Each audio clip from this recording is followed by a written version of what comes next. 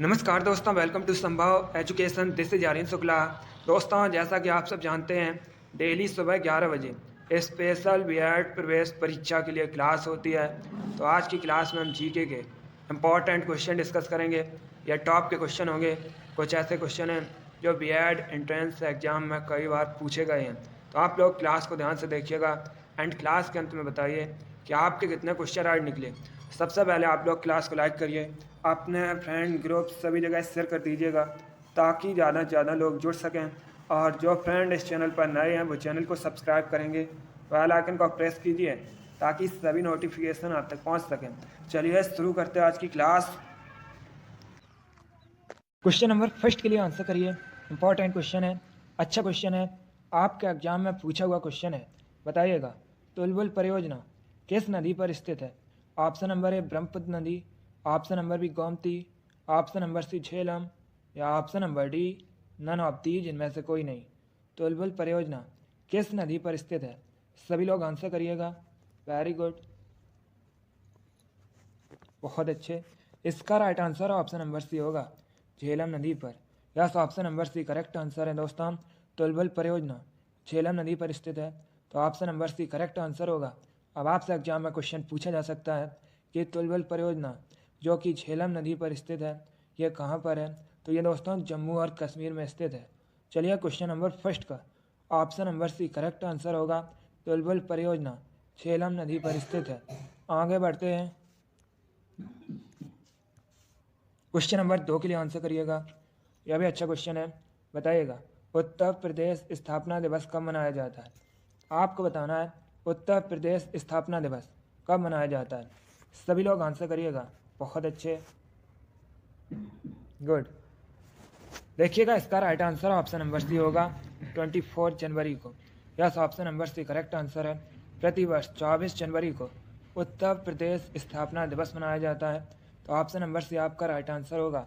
अब देखिए, अगर हम ऑप्शंस के बारे में बात करें, 10 दिसंबर को प्रतिवर्ष विश्व मानवाधिकार दिवस मनाया जाता है। ऐसा क्वेश्चन एग्जाम में पूछ लेते हैं कि विश्व मानवाधिकार दिवस कब सेलिब्रेट किया जाता है। तो ये दोस्तों 10 दिसंबर को सेलिब्रेट किया जाता है। 9 अक्टूबर को प्रतिवर्ष विश्व डाक दिवस मनाया जाता है, और 21 जून को प्रतिवर्ष अंतर्राष्ट्रीय योग दिवस मनाया जाता है। यह सभी इंपॉर्टेंट क्वेश्चन हैं, यहाँ से आपके एग्जाम में क्वेश्चन पूछे जा सकते हैं, तो आप लोग याद रखिएगा। चलिए क्वेश्चन नंबर 2 का option number C correct answer है, 24 जनवरी को प्रतिवर्ष उत्तर प्रदेश स्थापना दिवस मनाया जाता है। आगे बढ़ते हैं, क्वेश्चन नंबर 3 के लिए आंसर करिएगा। इंपॉर्टेंट क्वेश्चन है, आपके एग्जाम में पूछा हुआ क्वेश्चन है। बताइएगा, पश्चिम बंगाल में रानीगंज किसके लिए प्रसिद्ध है? पहली बात तो आप लोग याद रखिएगा, रानीगंज ये पश्चिम बंगाल में है। अब बताइएगा, ये किसके लिए प्रसिद्ध है? सभी लोग आंसर करिए। बहुत अच्छे, इसी प्रकार के क्वेश्चन आपके एग्जाम में जीके के पूछे जाते हैं, तो क्लास को ध्यान से देखिएगा। इसका right answer option number A होगा, कोयले के लिए। Yes, option number A correct answer होगा। आगे बढ़ते हैं, क्वेश्चन नंबर 4 के लिए आंसर करिए। इंपॉर्टेंट क्वेश्चन है, एग्जाम में पूछा हुआ क्वेश्चन है। बताइएगा, दाढ़ी बनाने के लिए किस दर्पण का प्रयोग किया जाता है? आपको बताना है दाढ़ी बनाने के लिए किस दर्पण का प्रयोग किया जाता है। ए समतल दर्पण का, बी उत्तल दर्पण का, सी अवतल दर्पण का, या डी नन ऑफ दीज इनमें से कोई नहीं। इंपॉर्टेंट क्वेश्चन है, इसका right answer option number C होगा, अवतल दर्पण का। Yes, option number C correct answer है। दाढ़ी बनाने के लिए अवतल दर्पण का प्रयोग किया जाता है। आगे बढ़ते हैं, अगला क्वेश्चन देखते हैं। क्वेश्चन नंबर 5 के लिए आंसर करिए। करंट से संबंधित क्वेश्चन है। बताइएगा, वर्तमान में रसिया के प्रेसिडेंट कौन है? आपको बताना है वर्तमान में रसिया के प्रेसिडेंट कौन है।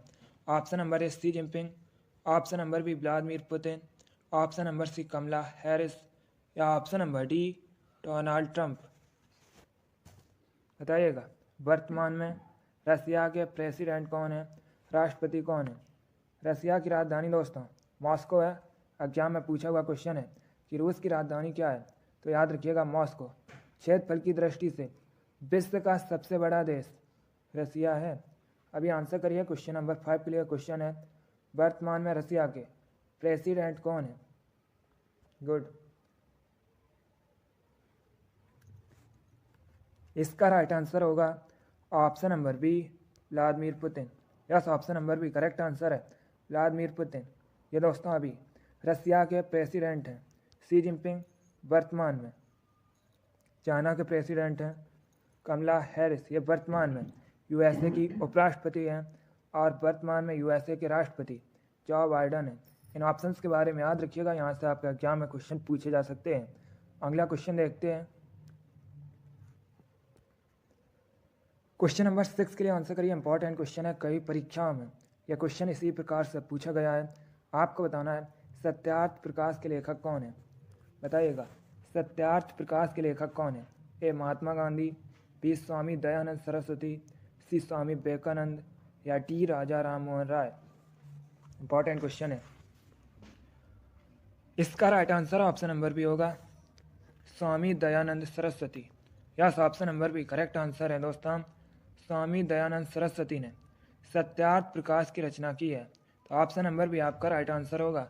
अब देखिए, अगर हम स्वामी दयानंद सरस्वती की बात करें, एग्जाम में क्वेश्चन पूछ लेते हैं कि स्वामी दयानंद सरस्वती का मूल नाम क्या था, तो दोस्तों मूल शंकर। स्वामी दयानंद सरस्वती का मूल नाम था वेदों की ओर लौटो। ये नारा दिया है दोस्तों स्वामी दयानंद सरस्वती ने, और स्वामी दयानंद सरस्वती ने 1875 में, कब दोस्तों, 1875 में आर्य समाज की स्थापना की थी मुंबई में। तो आप लोग इनके बारे में याद रखिएगा, यहाँ से क्वेश्चन एग्जाम में पूछे गए हैं, आगे भी पूछे जा सकते हैं। क्वेश्चन नंबर 6 का ऑप्शन नंबर भी करेक्ट आंसर होगा। स्वामी दयानंद सरस्वती की रचना है सत्यार्थ प्रकाश। आगे बढ़ते हैं। क्वेश्चन नंबर 7 के लिए आंसर करिए, बताइएगा। What is the national sport of France? आपको बताना है फ्रांस का राष्ट्रीय खेल क्या है, नेशनल स्पोर्ट क्या है। A cricket, B table tennis, C football, या डी बैडमिंटन। आंसर करिएगा सभी लोग। अच्छा क्वेश्चन है। आपको बताना है फ्रांस का नेशनल स्पोर्ट, राष्ट्रीय खेल क्या है। इसका right answer option number C होगा football. Yes, option number C correct answer है फुटबॉल। फ्रांस का राष्ट्रीय खेल है। फ्रांस की राजधानी पेरिस है। फ्रांस यूरोप महाद्वीप के अंतर्गत आता है। यह क्वेश्चन और एग्जाम में पूछ लेते हैं कि ब्राज़ील का राष्ट्रीय खेल क्या है, तो दोस्तों फुटबॉल ब्राज़ील का भी राष्ट्रीय खेल है, याद रखिएगा। क्वेश्चन नंबर 7 का option number C correct answer है। आगे बढ़ते हैं। क्वेश्चन नंबर 8 के लिए आंसर करिए, बताइएगा। मोमबत्ती रासायनिक ऊर्जा को किस में रूपांतरित करती है? आपको बताना है मोमबत्ती रासायनिक ऊर्जा, केमिकल एनर्जी को किस में कन्वर्ट करती है। ए विद्युत ऊर्जा में, बी यांत्रिक ऊर्जा में, सी ऊष्मा और प्रकाश ऊर्जा में, या डी अनापत्ति, जिनमें से कोई नहीं। जिसने अभी क्लास को लाइक नहीं किया, एक बार लाइक करिए। डेली आपकी क्लास होगी, सभी लोग डेली क्लास को ज्वाइन कीजिएगा, और क्लास को ज़्यादा से ज़्यादा शेयर भी कीजिए। Very good. इसका right answer option number C होगा। Yes, option number C correct answer है दोस्तों कैंडल। ये केमिकल एनर्जी को ऊष्मा और प्रकाश ऊर्जा में कन्वर्ट करती है, रूपांतरित करती है। तो आपका right answer option number C होगा। आगे बढ़ते हैं। क्वेश्चन नंबर 9 के लिए आंसर करिए। एग्जाम में पूछा हुआ क्वेश्चन है। अभी आपको बताना है ईवीएम का फुल फॉर्म क्या होता है, बताइएगा। What is the full form of EVM? EVM का पूर्ण रूप क्या होता है? इंपॉर्टेंट क्वेश्चन है, सरल क्वेश्चन है, आप लोग आंसर दे सकते हैं। इसका राइट आंसर ऑप्शन नंबर भी होगा electronic voting machine. Yes, option number भी करेक्ट आंसर है। ईवीएम का फुल फॉर्म होता है इलेक्ट्रॉनिक वोटिंग मशीन। आगे बढ़ते हैं। क्वेश्चन नंबर 10 के लिए आंसर करिए, बताइएगा। ऋग्वेद में किसके लिए पुरंदर शब्द का यूज हुआ है? सभी लोग बताइएगा। ऋग्वेद में किसके लिए पुरंदर शब्द का प्रयोग हुआ है? ए विष्णु, बी शिव, सी ब्रह्मा, या डी इंद्र। ऋग्वेद सबसे प्राचीन वेद है। अब बताइएगा इसमें किसके लिए पुरंदर शब्द का उपयोग हुआ है, यूज हुआ है। इसका right answer option number D होगा इंद्र के लिए। Yes, option number D correct answer होगा। ऋग्वेद में इंद्र के लिए पुरंदर शब्द का उपयोग हुआ है, यूज हुआ है। आगे बढ़ते हैं।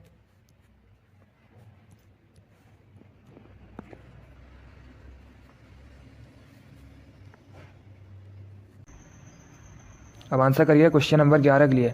अच्छा क्वेश्चन है। आपको बताना है फ्रांस का राष्ट्रीय खेल क्या है। ऑप्शन दिए गए हैं। Option number 1 cricket, option number B table tennis, option number C football या ऑप्शन नंबर डी बैडमिंटन। आपको बताना है फ्रांस का नेशनल स्पोर्ट क्या है। फ्रांस दोस्तों यूरोप महाद्वीप के अंतर्गत आता है। एग्जाम में क्वेश्चन पूछा गया था कि फ्रांस की राजधानी क्या है। आप लोग बताइएगा फ्रांस की राजधानी क्या है। वेरी गुड, यस, फ्रांस की राजधानी दोस्तों पेरिस है। अब आंसर करिए क्वेश्चन नंबर 11 के लिए।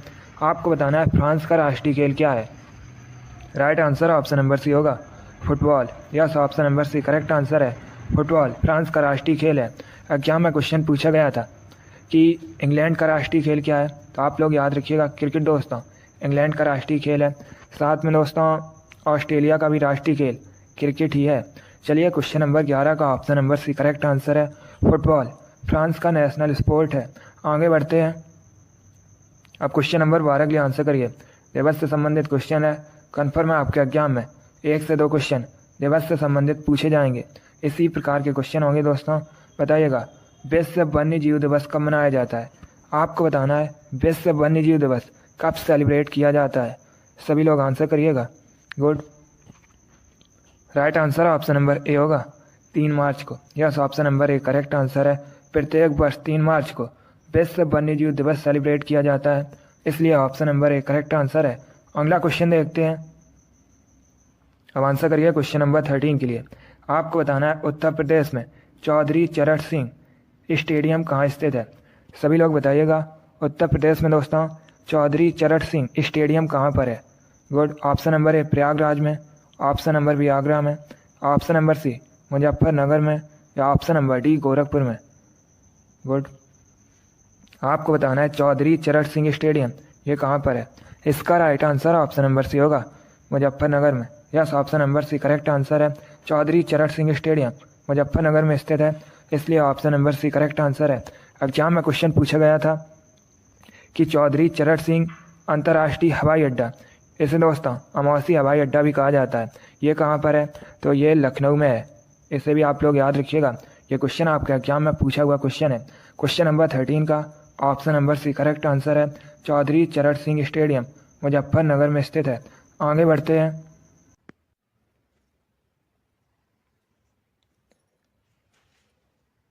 क्वेश्चन नंबर 14 के लिए आंसर करिए। अच्छा क्वेश्चन है, बताइएगा रडार यंत्र किस काम में आता है। आपको बताना है रडार किस काम में आता है। ऑप्शन को पढ़िए और उसके बाद ये आंसर दीजिएगा। आपका एग्जाम में क्वेश्चन पूछा गया था कि रडार का फुल फॉर्म क्या होता है, तो याद रखिएगा रडार का फुल फॉर्म होता है रेडियो डिटेक्शन एंड रेंजिंग। अब बताइएगा यह किस काम में आता है। Right answer option number D होगा जहाज़ों की गति, स्थिति व दिशा मापने के लिए। तो ऑप्शन नंबर डी आपका राइट आंसर होगा। आगे बढ़ते हैं। क्वेश्चन नंबर 15 के लिए आंसर करिए। अब आपको बताना है रोजर फेडरर ये कहाँ के निवासी हैं। बताइएगा रोजर फेडरर कहाँ के निवासी हैं। पहली बात तो आप लोग याद रखिएगा रोजर फेडरर दोस्तों टेनिस के स्टार खिलाड़ी हैं। अब आपको बताना है इनका संबंध किस देश से है। Very good, option number B correct answer है स्विट्जरलैंड से। Yes, option number B correct answer है रोजर फेडरर स्विट्जरलैंड के स्टार टेनिस खिलाड़ी हैं। चलिए क्वेश्चन नंबर 15 का option number B correct answer है। बहुत अच्छे, अगला क्वेश्चन देखते हैं। क्वेश्चन नंबर 16 के लिए आंसर करिए। ये क्वेश्चन मैंने अभी आपको बताया था, तो आप लोग राइट आंसर करिएगा। आपको बताना है वानखेड़े स्टेडियम कहाँ स्थित है। ऑप्शन नंबर ए मुंबई में, बी लखनऊ में, सी न्यू दिल्ली में या डी चेन्नई में। अभी मैंने आपको ये क्वेश्चन बताया था, आप लोग राइट आंसर करिए। आपको बताना है वानखेड़े स्टेडियम कहाँ स्थित है। बहुत अच्छे, right answer option number A होगा मुंबई में। Yes, option number A correct answer है। अगला क्वेश्चन देखते हैं। क्वेश्चन नंबर 17 के लिए आंसर करिए। अच्छा क्वेश्चन है, साइंस से संबंधित क्वेश्चन है। पहले ध्यान से क्वेश्चन को पढ़िए, उसके बाद ये आंसर करिएगा। गुड, आपको बताना है चांदी का, सिल्वर का लैटिन नाम क्या है। बताइएगा चांदी का लैटिन नाम क्या है। Option number A argentum, option number B aurum, option number C stannum या option number D none of these. आपको बताना है चांदी का लैटिन नाम क्या है। सभी लोग क्वेश्चन नंबर 17 के लिए आंसर करिएगा। Very good, right answer option number A होगा argentum. Yes, option number A correct answer है दोस्तों। चांदी का लैटिन नाम अर्जेंटम है, इसलिए option number A correct answer है। इसीलिए दोस्तों चांदी को एजी से रिप्रेजेंट किया जाता है। ऑरम सोने का लैटिन नाम है स्टेनम दोस्तों, टिन का लैटिन नाम है। तो आप लोग इनके बारे में याद रखिएगा। इन तीनों ऑप्शन से आपके एग्जाम में क्वेश्चन पूछे जा सकते हैं। क्वेश्चन नंबर 17 का option number A correct answer है चांदी का, सिल्वर का लैटिन नाम अर्जेंटम है। आगे बढ़ते हैं, अब आंसर करिए क्वेश्चन नंबर 18 के लिए। आपको बताना है मोमबत्ती रासायनिक ऊर्जा को किस में रूपांतरित करती है। बताइएगा मोमबत्ती केमिकल एनर्जी को किस में रूपांतरित करती है। ए विद्युत ऊर्जा में, बी यांत्रिक ऊर्जा में, सी ऊष्मा और प्रकाश ऊर्जा में, या डी नन ऑफ दीज इनमें से कोई नहीं। बहुत अच्छे, इसका right answer option number C होगा, ऊष्मा और प्रकाश ऊर्जा में। Yes, option number C correct answer है। मोमबत्ती रासायनिक ऊर्जा को ऊष्मा और प्रकाश ऊर्जा में रूपांतरित करती है, इसलिए option number C correct answer है। वेरी गुड, आगे बढ़ते हैं। अब क्वेश्चन नंबर 19 के लिए आंसर करिए। आपको बताना है मध्य प्रदेश का राजकीय फल क्या है। बताइएगा मध्य प्रदेश का राजकीय फल क्या है। बहुत अच्छे, इसका right answer option number A होगा आम। Yes, option number A correct answer है दोस्तों, आम मध्य प्रदेश का राजकीय फल है। आगे बढ़ते हैं, क्वेश्चन नंबर 20 के लिए आंसर करिए। इंपॉर्टेंट क्वेश्चन है, आपके एग्जाम में पूछा हुआ क्वेश्चन है। आपको बताना है साइप्रस द्वीप कहाँ स्थित है। बताइएगा साइप्रस द्वीप कहाँ स्थित है। बहुत अच्छे, इसका right answer option number A होगा भूमध्य सागर में। Yes, option number A correct answer है दोस्तों, साइप्रस द्वीप ये भूमध्य सागर में स्थित है। आगे बढ़ते हैं, क्वेश्चन नंबर 21 के लिए आंसर करिए। आपको बताना है कोटा किस नदी किनारे स्थित है। बताइएगा कोटा किस नदी किनारे स्थित है। पहले आप लोग बताइएगा कोटा ये किस राज्य में है। सभी लोग जल्दी से आंसर करिए। आपको बताना है कोटा किस राज्य में है, उसके बाद बताइएगा कोटा किस नदी किनारे बसा है। गुड, यस दोस्तों, कोटा राजस्थान का शहर है। अब बताइएगा यह किस नदी किनारे बसा है। बहुत अच्छे, करेक्ट आंसर है ऑप्शन नंबर डी होगा Chambal. Yes, option number D correct answer है, कोटा चंबल नदी किनारे स्थित है। अगला क्वेश्चन देखते हैं, क्वेश्चन नंबर 22 के लिए आंसर करिए। आपको बताना है माई कंट्री माई लाइफ पुस्तक किसके द्वारा लिखी गई है। बताइएगा माई कंट्री माई लाइफ पुस्तक के लेखक कौन है। बहुत अच्छे, इसका right answer option number D होगा Lal Krishna Advani. Yes, option number D correct answer है दोस्तों, माई कंट्री माई लाइफ पुस्तक के लेखक लाल कृष्ण आडवाणी है, इसलिए option number D correct answer होगा। अगला क्वेश्चन देखते हैं, क्वेश्चन नंबर 23 आपके सामने है। इंपॉर्टेंट क्वेश्चन है, आपको बताना है भारत के किस राज्य को मसालों का बगीचा कहते हैं। आपको बताना है भारत में किस राज्य को मसालों का बगीचा कहा जाता है। ए आंध्र प्रदेश को, बी केरल को, सी तमिलनाडु को, या डी उत्तराखंड को। गुड, इसका right answer option number B होगा केरल को। Yes, option number B correct answer है, केरल को भारत में मसालों का बगीचा कहा जाता है, इसलिए option number B correct answer है। एक क्वेश्चन आपके एग्जाम में पूछा गया था, मैंने भी आपको ये क्वेश्चन कई बार बताया है कि केरल की ऑफिशियल लैंग्वेज क्या है। ये क्वेश्चन आपके एग्जाम में पूछा हुआ क्वेश्चन है, तो आप लोग याद रखिएगा मलयालम दोस्तों केरल की ऑफिशियल लैंग्वेज है। क्वेश्चन नंबर 23 का option number B correct answer है, केरल को भारत में मसालों का बगीचा कहा जाता है। अगला क्वेश्चन देखते हैं, क्वेश्चन नंबर 24 आपके सामने है। बताइएगा गीता रेस पुस्तक के लेखक कौन है। आपको बताना है गीता रेस नामक पुस्तक के लेखक कौन है। ए जवाहरलाल नेहरू, बी बाल गंगाधर तिलक, सी महात्मा गांधी, या डी सुभाष चंद्र बोस। आपको बताना है गीता रेस नामक पुस्तक किसके द्वारा लिखी गई है। बहुत अच्छे, इसका right answer option number B होगा Bal Gangadhar Tilak. Yes, option number B correct answer है दोस्तों, गीता रेस पुस्तक के लेखक बाल गंगाधर तिलक है। अगला क्वेश्चन देखते हैं, क्वेश्चन नंबर 25 आपके सामने है। अब आपको बताना है धनराज पिल्ले किस खेल से संबंधित हैं। बताइएगा धनराज पिल्ले किस खेल से संबंधित है। गुड, बहुत अच्छे, आपको बताना है धनराज पिल्ले किस खेल से संबंधित है। Right answer option number C होगा हॉकी से। Yes, option number C correct answer है दोस्तों, धनराज पिल्ले एक भारतीय हॉकी के खिलाड़ी हैं, इसलिए option number C correct answer होगा। अगला क्वेश्चन देखते हैं, क्वेश्चन नंबर 26 के लिए आंसर करिए। इंपॉर्टेंट क्वेश्चन है, बताइएगा सलाल परियोजना किस नदी पर है। एक क्वेश्चन एग्जाम में पूछ लेते हैं कि सलाल परियोजना कहाँ पर है, तो याद रखिएगा दोस्तों ये जम्मू और कश्मीर में है। अब आपको बताना है ये किस नदी पर है। अच्छा क्वेश्चन है, बताइएगा सलाल परियोजना किस नदी पर है। Right answer option number D होगा, चिनाब नदी पर। Yes, option number D correct answer है। सलाल परियोजना जो कि दोस्तों जम्मू कश्मीर में है और ये चिनाब नदी पर स्थित है। अगला क्वेश्चन देखते हैं, क्वेश्चन नंबर 27 के लिए आंसर करिए। बताइएगा फ्लोरीन का परमाणु क्रमांक कितना होता है। आपको बताना है फ्लोरीन की परमाणु संख्या कितनी होती है। पहली बात तो आप लोग याद रखिएगा, फ्लोरीन को दोस्तों एफ से रिप्रेजेंट किया जाता है। अब आपको बताना है फ्लोरीन की परमाणु संख्या कितनी होती है। वेरी गुड, बहुत अच्छे। इसका right answer option number C होगा 9। Yes, option number C correct answer है। फ्लोरीन की परमाणु संख्या 9 होती है। क्वेश्चन नंबर 27 का option number C correct answer है। आगे बढ़ते हैं, अब क्वेश्चन नंबर 28 के लिए आंसर करिए। आपको बताना है विश्व पर्यटन दिवस कब मनाया जाता है। बताइएगा विश्व पर्यटन दिवस कब मनाया जाता है। बहुत अच्छे, इसका right answer option number D होगा 27 सितंबर को। Yes, option number D correct answer है दोस्तों। प्रतिवर्ष 27 सितंबर को विश्व पर्यटन दिवस मनाया जाता है, इसलिए option number D correct answer होगा। अगला क्वेश्चन देखते हैं, क्वेश्चन नंबर 29 के लिए आंसर करिए। यह भी अच्छा क्वेश्चन है।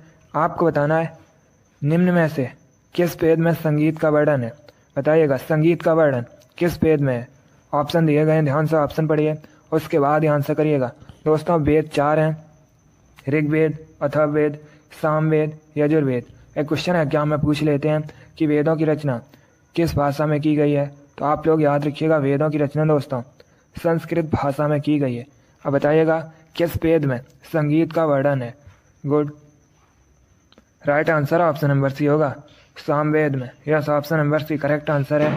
सामवेद में संगीत का वर्णन है, इसलिए option number C correct answer है।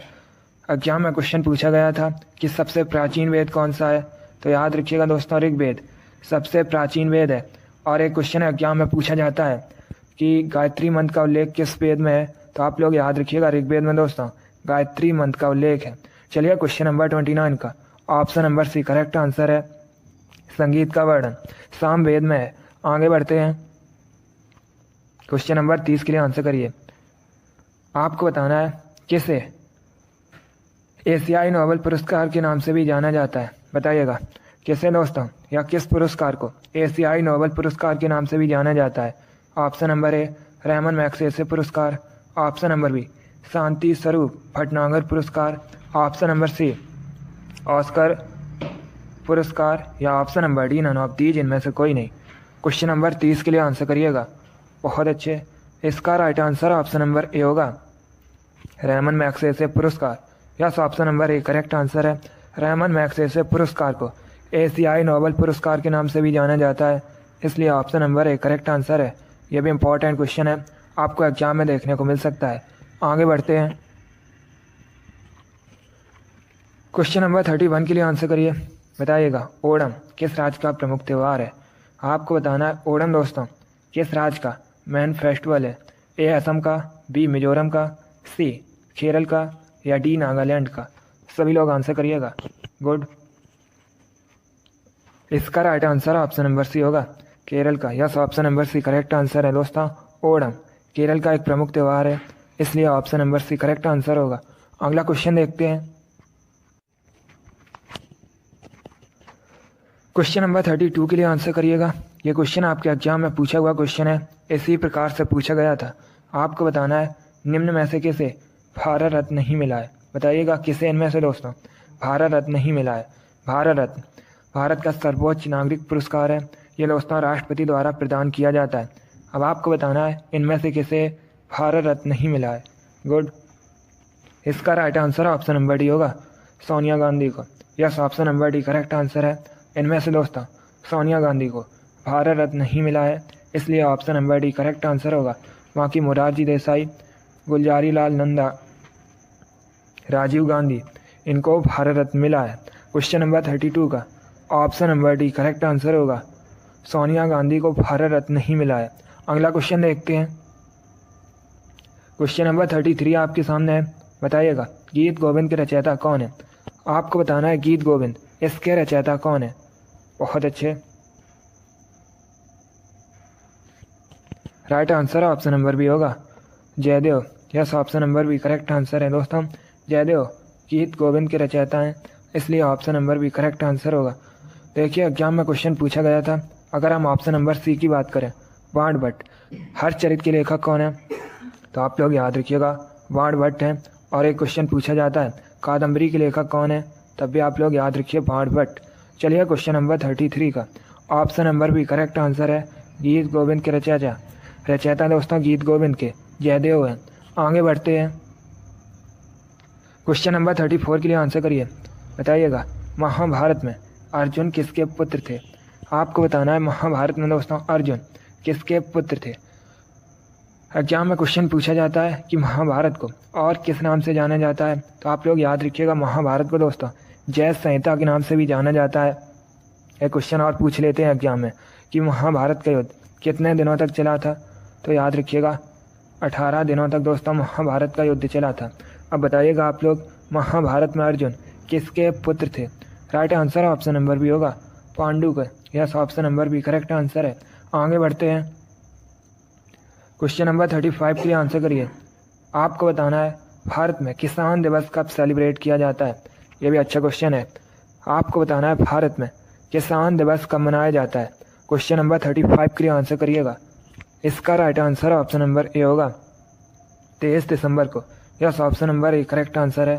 प्रतिवर्ष भारत में 23 दिसंबर को किसान दिवस मनाया जाता है, इसलिए option number A correct answer होगा। क्वेश्चन नंबर 35 का option number A correct answer है। भारत में 23 दिसंबर को किसान दिवस सेलिब्रेट किया जाता है। बहुत अच्छे दोस्तों, वेरी गुड गुड गुड। चलिए दोस्तों आज की क्लास में हमने जीके के 35 इंपॉर्टेंट क्वेश्चन डिस्कस किए with extra fact. I hope आप सभी को ये क्वेश्चन समझ आए होंगे। सो लाइक करिए, शेयर करिए। चैनल पर नए हैं तो चैनल को सब्सक्राइब कीजिए, बेल आइकन को प्रेस कीजिए ताकि सभी नोटिफिकेशन आप तक पहुंच सकें। आप लोग अपना स्कोर कमेंट बॉक्स में ज़रूर बताइए कि आपके कितने क्वेश्चन राइट निकले। इसी के साथ मैं आपको मिलूंगा अगली क्लास में। Thank you guys, thank you for watching. God bless you all.